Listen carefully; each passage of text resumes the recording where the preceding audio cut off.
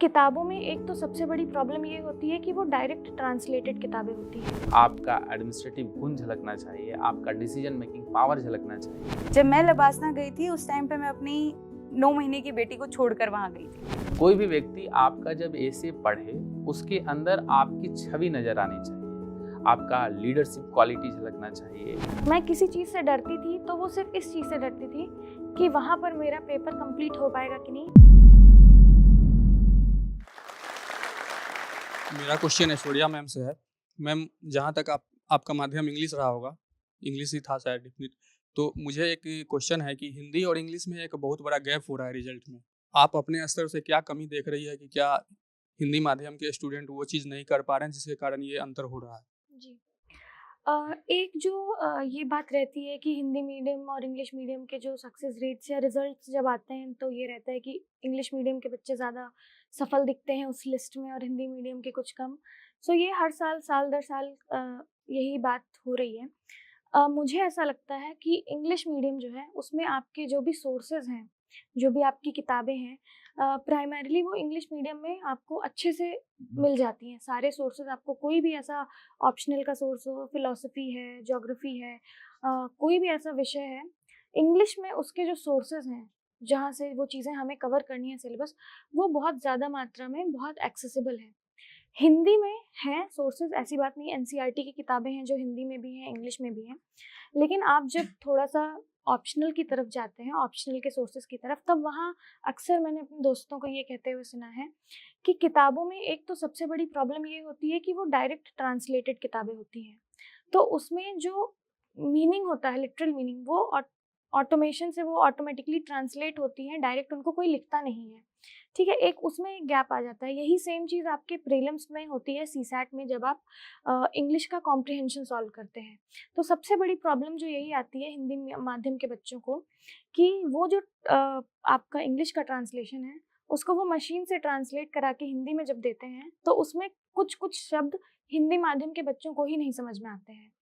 तो एक ये बड़ा जो मैंने अपने दोस्तों से, अपने फ्रेंड सर्कल में जो मैंने सुना है, जो तैयारी में हैं, उनका यही कहना है कि कुछ-कुछ ख़ास करके ऑप्शनल के सोर्सेज़ के लिए, कि हिंदी में उतने पर्याप्त मात्रा में एक तो है नहीं, ऑथेंटिक किताबें हैं नहीं, जो यूपीएससी के पर्पज़ से उन्हें रिक्वायरमेंट है।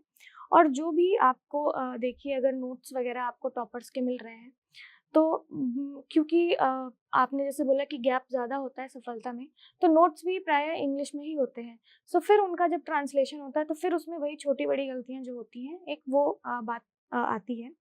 प्रीलिम्स के लेवल पे ही काफ़ी हिंदी माध्यम के बच्चों को दिक्कत आती है इस बात में ही कि इंग्लिश का जो होता है पोर्शन, आपका मैथमेटिकल एबिलिटी का आधा होता है, आधा आपका इंग्लिश ट्रांसलेशन का होता है। तो अगर किसी का मैथमेटिकल एबिलिटी उतना स्ट्रांग नहीं है, तो वो इंग्लिश वाले पे निर्भर कर सकता है। जैसे मेरे साथ ये हुआ था कि मैं मैथ्स में उतना कॉन्फिडेंट फ़ील नहीं करती थी, रीज़निंग में, तो मैंने इंग्लिश वाले पोर्शन को अच्छे से किया और उसके ही बदौलत मैंने सीसैट क्लियर किया। पर अगर कोई हिंदी माध्यम का बच्चा है, उसके साथ ये कंडीशन है, तो उसका इंग्लिश वाले कॉम्प्रिहेंशन पे निर्भर होना, ये भी बहुत मुसीबत की बात हो जाती है।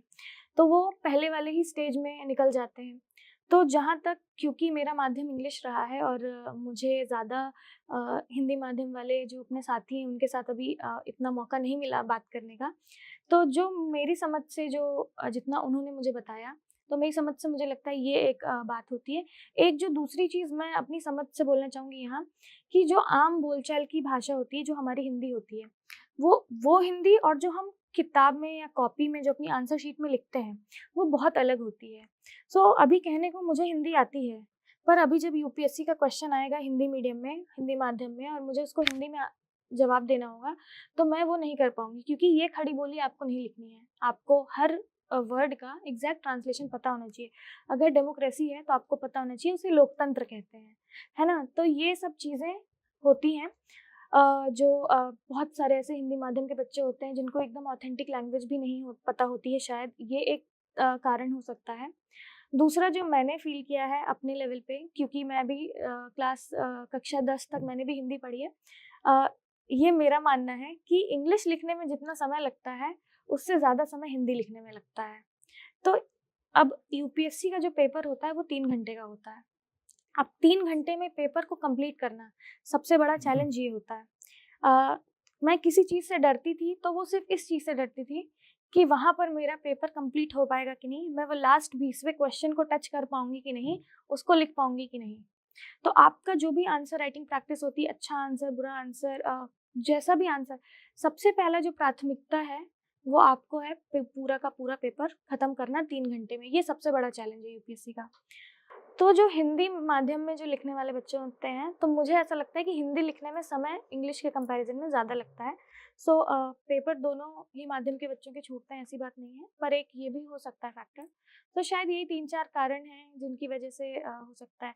बाकी ऐसा भी होता है क्योंकि आजकल आप देखेंगे कि ज़्यादातर बच्चे इंग्लिश मीडियम ही चूज़ कर रहे हैं, तो वो संख्या में ज़्यादा ही हैं। तो जब वो पेपर के लिए अप्लाई करेंगे तो वो एक मतलब कॉमन सेंस की बात हम कहें तो वो ज़्यादा ही रहेंगे। तो रेशियो आप देखिए कि अप्लाई करने वालों का रेशियो भी लगभग उसी रेशियो में ही रहता है।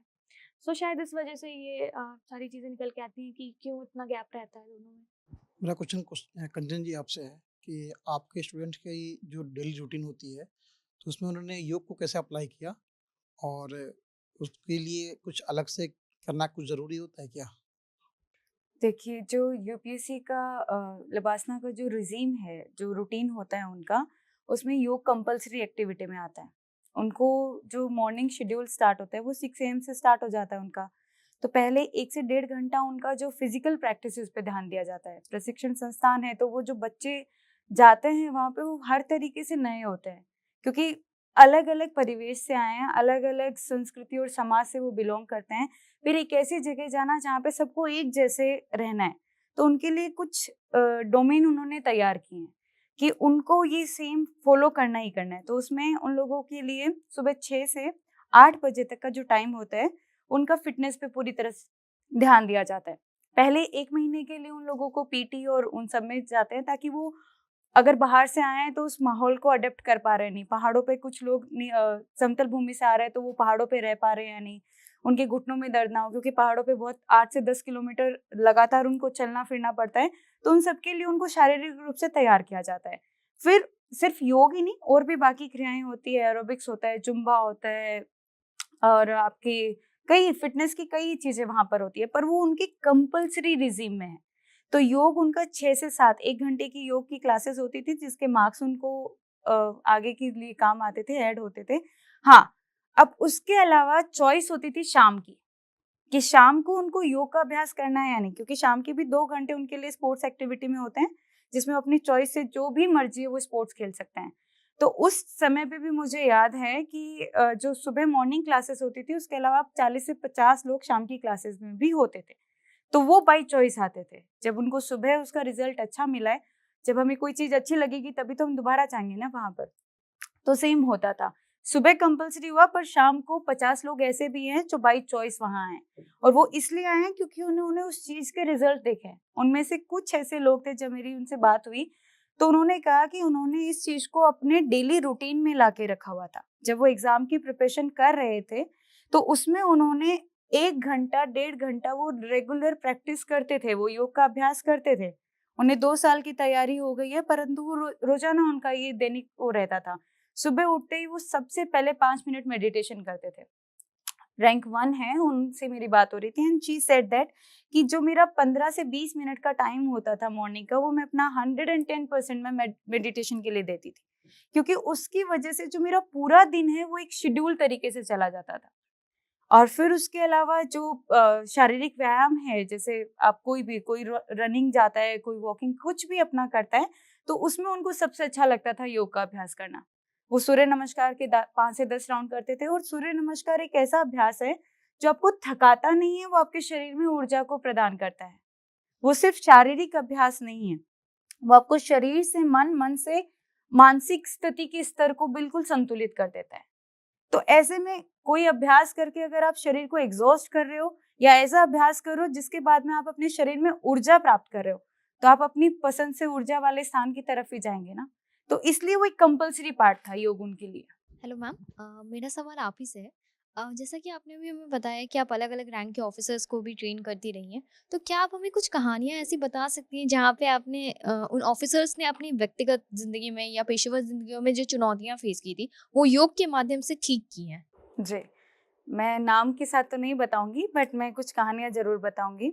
एक ऑफिसर थे, उन्होंने कहा कि जब वो अपनी शायद 10 साल की सर्विसेज उनकी हो चुकी थी, तो कहीं जगह पे कोई फ्लड आया, तो वो अपने ऑफिस के अंदर ही बैठकर कुछ स्ट्रेटेजी बना रहे थे कि कैसे इसको ओवरकम किया जाए।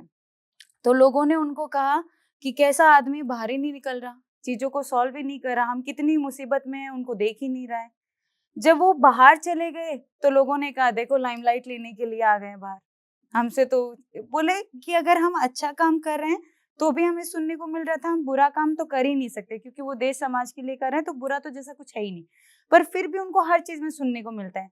उस ऊपर से एक इंसान जो राजस्थान में है और उसको आसाम या कहीं ऐसी जगह पे भेज दिया गया, तो उसके लिए वो एक बहुत बड़ा चैलेंज है, अपने आप में ही। क्योंकि वो जिस जगह में पला बड़ा है, उसको एक नई जगह जाकर सर्विसेज में काम करना है, तो उसके लिए फैमिली प्रेशर, इमोशनल ब्रेकेज सबसे बड़ा होता है। कुछ लोग ऐसे होते हैं जिन लोगों के लिए अचानक से इतना सारा बर्डन जब आता है एक साथ में, तो वो मानसिक तनाव के साथ आ जाते हैं। तो इन सब चीज़ों में उन्होंने कैसे कॉप अप किया, तो उनका एक ही आंसर होता था कि हम पहले रनिंग और उन चीज़ों में जाते थे, पर जैसे-जैसे हम प्राणायाम करने लगे, हम योग का अभ्यास करने लगे, हमारे लिए इन चीज़ों को कर पाना बहुत आसान हो गया। उसके अलावा एक बहुत ही इंटरेस्टिंग किस्सा है जो मुझे टच भी करता है, क्योंकि जब मैं लबासना गई थी, उस टाइम पे मैं अपनी 9 महीने की बेटी को छोड़कर वहाँ गई थी। तो वो उस टाइम पे उसका जो फेज़ था कि वो कैसे चलेगी, कैसे बढ़ेगी, वो सब मैंने नहीं देखा है उसका, क्योंकि मुझे वहाँ पर जाना था। और उसका एक वर्ड था कि मम्मा जाओ, बाय। मैंने उससे पूछा कि मम्मा जाए, तो उसने कहा बाय। वहाँ पर एक ऑफिसर ट्रेनी थे और she is also pregnant that time. And जब उन्होंने मुझे बताया कि मैं कैसे इस चीज़ को, क्योंकि उनको जब मेरे बारे में पता लगा, तो उनके मन में ये सबसे पहला सवाल यही आया कि मैं कैसे इस चीज़ के लिए तैयार हूँ और कैसे वो बच्चा मुझे आगे की ट्रेनिंग को करने देगा। तो मैंने उसे एक बहुत अच्छी बात कही कि हमारा जो गर्भ होता है, उसी में बच्चे का 70% विकास हो जाता है। उसमें जितना आप उसके साथ कनेक्ट होंगे, उतना ही वो बाहर आके उस समाज में आएगा और उतने ही अच्छे व्यक्तित्व के साथ वो आएगा। तो उसने कहा कि मैम आप मुझे कुछ ट्रिक्स बताइए, कुछ ऐसी चीज़ें बताइए। मैंने उनको कहा कि आप बस उससे बात करना स्टार्ट कर दीजिए। उससे बात कीजिए, उसको कहिए कि आपकी मम्मा को आगे ट्रेनिंग के लिए भी जाना पड़ेगा, आपको और काम भी करने पड़ेंगे और आपको उनका साथ देना है। उसने सेम वही काम किया और आज वो अपनी आगे की ट्रेनिंग पूरी कर रही है, जिसमें उसका बच्चा बेबी गर्ल है और वो बहुत आराम से उनको सपोर्ट कर रही है। तो ये कुछ चीज़ें जो दिखाई नहीं दे रही है, पर वो इंसान जानता है जिसने उस योग को, सारी क्लासेस वो सारी चीज़ें मिस कर देते थे, पर वो योग की क्लास सुबह भी करते थे और शाम को भी करते थे। उससे उनको जो मानसिक बल मिला, जो एक भावनात्मक, क्योंकि बच्चे से दूर होना, इट्स एक वो अटैचमेंट जिसको कोई भी माँ नहीं बर्दाश्त कर पाती। तो वो ये सोचती है कि ये डिटैच कैसे हो। वो योग सिखाता है कि आप अपने कर्म योग के लिए अपने मनोबल को इतना आत्मविश्वास से भर लेते हैं कि कोई भी दिक्कत आ जाए, कैसी भी सिचुएशन आ जाए, आप उसको ओवरकम कर सकते हैं। तो ऐसे बहुत से किस्से कहानियां हैं। नमस्ते सर, नमस्ते मैम। मेरा सवाल गौरव सर से है कि सर जैसा बताया जाता है कि जीएस पेपर 4 और एसए के पेपर ऐसे होते हैं जो काफ़ी हाई स्कोरिंग होते हैं और इसमें अच्छे मार्क्स लाने का मतलब है मेरिट लिस्ट में अच्छा नाम मतलब अच्छा रैंक प्राप्त करना। तो मैं जानना चाहता हूँ सर कि इसको लेकर के क्या स्ट्रेटजी होनी चाहिए? बहुत ही अच्छा है क्योंकि ये जीएस के मेन पिलरों में से एक है। जैसे एसे की हम बात करें तो एसे के लिए आपके 3 चीज़ें हैं, intro, body part and conclusion. बहुत से लोगों की समस्याएं ये रहती है कि सर इंट्रो बेहतर नहीं हो रहा है या मेन बॉडी हमारा बेहतर नहीं हो रहा है या कंक्लूजन मेरा बेहतर नहीं हो रहा है। मेन बॉडी क्या है कि मेन बॉडी में जो एसे का होता है वो एक्सपोजर होता है आपके अलग अलग डायमेंशन के अकॉर्डिंग। 2 मिनट में बताना बहुत मुश्किल होगा एसे के लिए, लेकिन मैं आपको एक चीज़ें बताता हूँ। उसमें क्या करना है कि अगर आपको कोई भी टॉपिक दिया गया, उसको आपने एक फॉर्मेटिंग कर ली। फॉर्मेटिंग करने के बाद इंट्रो आपका एक सबसे बड़ा चैलेंज में से एक है। तो इंट्रो आपको कम से कम सेम एसे का 5 लिखने की आदत डालो। हर टाइप का एसे लिखा जाता है। किसी का इंट्रो हिस्ट्री से शुरू होता है, किसी का इंट्रो कोटेशन से शुरू होता है, किसी का एसे कोई कहानियों से शुरू होता है। आप अलग अलग तरीके से 5 इंट्रो लिखो उसमें से आप किसी से चेक कराओ, कोई ना कोई बेहतर होगा उसका। इसी प्रकार से कंक्लूजन क्या होता है, आप लोग मूवी देखते होगे तो कंक्लूजन वही होता है जो मूवी का रिव्यू होता है, और इंट्रो वो होता है जो मूवी का ट्रेलर होता है, अगर मूवी की भाषा से समझे तो इंट्रो आपने लिख ली बहुत तरीके से, अब कंक्लूजन लिखने की बारी है। तो आप कंक्लूजन को जो ओवरव्यू दे रहे हो, ऊपर आपने इंट्रो लिखा है, मेन बॉडी आपने लिखी है और कंक्लूड करना है। तो कंक्लूजन में हमें कुछ इंट्रो के पार्ट, बॉडी के पार्ट और कुछ सजेशंस के साथ आप पूरे ओवरव्यू, जैसे आपने मूवी का जो कंक्लूजन आप देखते हो कि ये होता तो ज़्यादा बेहतर होता, तो इसी तरीके से हमें कोई सरकार को निर्देशित करना है, आपका जो एसे होना चाहिए उसमें भी आपका एडमिनिस्ट्रेटिव गुण झलकना चाहिए। ये नहीं कि बात अगर डेमोक्रेसी की हो रही है, जैसे कल मैं ऐसे एक चेक कर रहा था तो बच्चे का डेमोक्रेसी के ऊपर ऐसे था और उसने पूरा सोशल मीडिया को डेमोक्रेसी से लिंक करना था ऐसे में, तो उसने पूरा सोशल मीडिया की कहानियों को लिख दिया।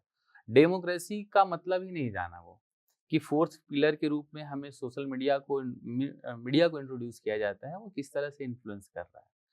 तो इस तरीके से आप जो ऐसे है उसको मजबूत कर सकते हो, और जो मेन बॉडी पार्ट है इसके जितना डायमेंशन आप लिख सकते हो, जितना ज़्यादा कंक्लूड कर सकते हो, जितना ज़्यादा कनेक्शन जोड़ सकते हो, क्योंकि ऐसे आपका एक मिरर इमेज है। आप जैसे दर्पण में खुद को देखते हो उसी प्रकार से ऐसे है। कोई भी व्यक्ति आपका जब ऐसे पढ़े उसके अंदर आपकी छवि नजर आनी चाहिए, आपका लीडरशिप क्वालिटी झलकना चाहिए, आपका एडमिनिस्ट्रेटिव गुण झलकना चाहिए, आपका डिसीजन मेकिंग पावर झलकना चाहिए। तो ये सारी चीजें आप ऐसे के माध्यम से जो आपका एग्जामिनर है उसको आप समझा रहे होते हैं। एथिक्स बहुत ही ज्यादा टर्निंग पॉइंट बना है लास्ट 4-5 सालों में, और एथिक्स स्कोर भी किया जा सकता है, और एथिक्स बहुत कम समय में पढ़ के बहुत बेहतर किया जा सकता है। एथिक्स के लिए जो एथिक्स है आपका, जैसे सत्यनिष्ठा और इंटीग्रिटी की बात करते हैं, तो जो एथिक्स है इसके जो टर्म है, प्रीवियस ईयर में जितने भी क्वेश्चन पूछे गए इसके टर्म को, कीवर्ड्स को आप एक तरीके से नोट्स बना लो, साथ ही साथ एक एग्जाम्पल्स भी रखो और उसके साथ साथ कोट करो। मतलब एक एथिक्स के एक डेफिनेशन के बहुत सारे आयाम होते हैं, लेकिन वही जब आप एग्जाम्पल दे देते हो तो कोई भी डेफिनेशन को वो प्रमाणित करता है, किस वे में जा रहा है आपका ऐसे, किस वे में जा रहा है आपका क्वेश्चन का आंसर जो एथिक्स में आपने लिखा है वो पुष्ट होता है। तो मेरे हिसाब से अगर आप एथिक्स की बात करते हैं तो पहले कीवर्ड्स को पढ़ो, नोट्स बना लो, उसके साथ साथ एग्जाम्पल्स भी रखो। एग्जाम्पल्स वैसे मत रखना जो एग्जिस्ट ही नहीं करता, एग्जाम्पल्स वो रखना जो आसपास के सराउंडिंग में देखने को मिलता है, वो एग्जाम्पल्स रखना आप। अब ये नहीं कि चांद पे घर बनाएंगे, वो वाला एग्जाम्पल्स नहीं रखना है। हमें एग्जाम्पल्स वो रखना है कि हमें समस्याएं जो हमारे देश में है उसे एक केस स्टडी के रूप में आप रखो, एग्जाम्पल्स रखो, बहुत ही बेहतर, बहुत ही ज़्यादा आप इसमें स्कोर कर पाओगे। और एसे और एथिक्स दोनों यूपीएससी के लिए तो बहुत बड़ा डिसीजन मेकिंग होता है। जी सर एक प्रश्न और है कि एथिक्स में ऐसा पढ़ाया भी जाता है कि एनोनिमिटी जो है, गुमशुदगी जो है, वो सिविल सेवक का एक वैल्यूज होता है। लेकिन आजकल बहुत ज़्यादा ग्लैमरस और ग्लैमर देखने को मिलता है, रील वगैरह, आईएएस की एंट्री, आईपीएस की एंट्री एंड ऑल। ये सब देख करके क्या होता है कि ग्रामीण पृष्ठभूमि के बच्चे आज ज़्यादा आकर्षित हो रहे हैं और वो दिल्ली आ जा रहे हैं। और जैसा मैं देख पाया हूँ उसमें मैक्सिमम, मतलब अगर मैं अपना पर्सनल सर्वे की बात करूँ तो 100 में 85 मतलब डाइवर्टेड है, मतलब जो बिल्कुल प्रिपरेशन की तरफ नहीं है, बस वो ग्लैमर देख करके आ गए हैं। तो उनके लिए आपका क्या सजेशन है इस प्लेटफॉर्म के माध्यम से?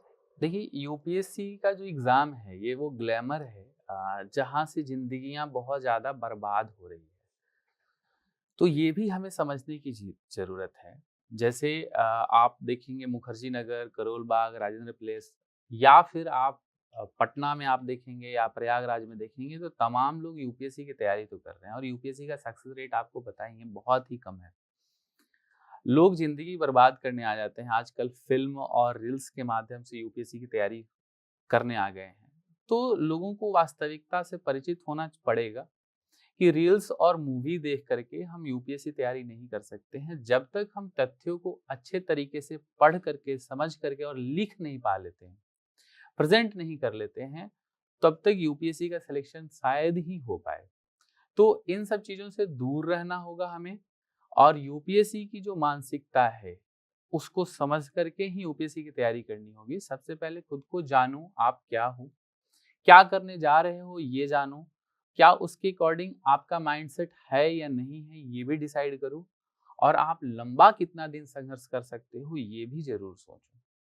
क्षणिक भर में हमने मूवी देखी और हम कलेक्टर बन गए, ये बहुत ही बड़ा मिथ्य है, बहुत ही बड़ा सच को छुपाने की एक कला है लोगों में। और ये जो रील्स का दौर है, इसने यूपीएससी ने भी रेगुलेशन लेकर आया है, डीओपीटी का भी रेगुलेशन है कि रील्स और सोशल मीडिया पे जो लोग भी आ रहे हैं उनको बाद में चल करके या उनके ऊपर रेगुलेशन और एक्ट ला करके और उनको परेशानी का सामना करना पड़ सकता है। और इन सब चकाचौंध से नहीं आना चाहिए कि हम कलेक्टर 2 दिन में बन जाएंगे, ठीक है। तो वो इंतकाम देखेगी वाला जो सिस्टम है वो खत्म है, और इस दौर से लोगों को बाहर आना पड़ेगा, ठीक है जी। हेलो एस्पिरेंट्स, हम में से बहुतों का सपना है आईएएस ऑफिसर बनना, लेकिन ये जर्नी बहुत मुश्किल है। हम प्रिपरेशन कहाँ से स्टार्ट करें, कौन सा स्टडी मटेरियल यूज करें, कोचिंग लें कि नहीं, हमारे मन में बहुत क्वेश्चंस हैं, लेकिन हमारे पास गाइडेंस पाने का जरिया नहीं है। और इसलिए बहुत सारे एस्पिरेंट्स ने जोश से रिक्वेस्ट किया कि क्या जोश टॉक्स एस्पिरेंट्स को हेल्प कर सकते हैं उनकी इस जर्नी में। जोश टॉक्स पर बहुत ब्यूरोक्रेट्स और अनेक टीचर्स और कोचिंग्स आती हैं अपनी कहानियां सुनाने। जोश टॉक्स ने उन्हें रिक्वेस्ट किया कि क्या ये कोचिंग्स जोश की फैमिली से बात करेंगे और हमारे डाउट्स सॉल्व करेंगी। डाउट्स जैसे कि प्रिपरेशन स्टार्ट कैसे करें, कोचिंग लें कि नहीं, कौन सी कोचिंग लें, ऑफलाइन या ऑनलाइन, कौन से स्टडी मटेरियल्स यूज करें, क्या कोचिंग फीस में कुछ माफी हो सकती है। तो 2 कोचिंग्स और मान गई हैं, केएसजी आईएएस और अनअकैडमी। अब हमें कांटेक्ट करेंगी और हमारे क्वेश्चंस को आंसर करने में हेल्प करेंगी। हम घर बैठे केएसजी आईएएस और अनअकैडमी से अपने सारे डाउट्स पूछ सकते हैं। और हाँ, हम यहाँ एडमिशन भी ले सकते हैं। तो नीचे एक फॉर्म दिया गया है। अगर हम चाहते हैं कि हमें इस इंस्टीट्यूट से फोन आए तो हम अपना नाम और नंबर शेयर कर सकते हैं। आपको जब फोन आए तो मेंशन करना मत भूलना कि आप जोश फैमिली का पार्ट हैं, ताकि आपको फीस पर एक्स्ट्रा डिस्काउंट मिल पाए।